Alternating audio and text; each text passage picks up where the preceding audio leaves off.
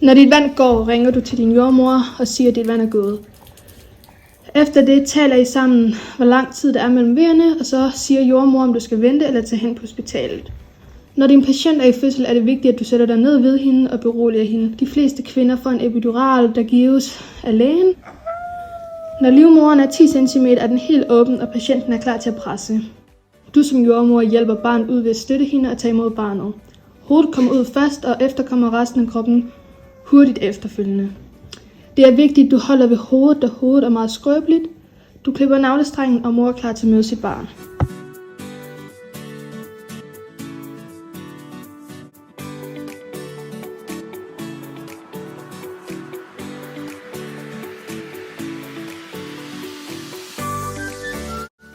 Man er gravid i 40 uger. Det svares til 9 måneder.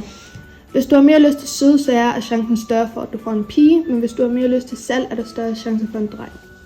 Livmoderens passage er 2-3 cm, men når man skal føde, bliver den helt op til 10 cm. Det tager et par uger, før babyen ser farver. Babyer kan ikke producere tårer, når de græder. Efter man har født, kan man stadig opleve vejer flere uger efter. Det er kroppens måde at forhindre hæmorrider og få ens livmoder til at skrumpe til dens normale størrelse igen. Næsten alle kvinder laver afføring ved fødsel. Du har en større chance for at dø ved fødsel, hvis du er sort.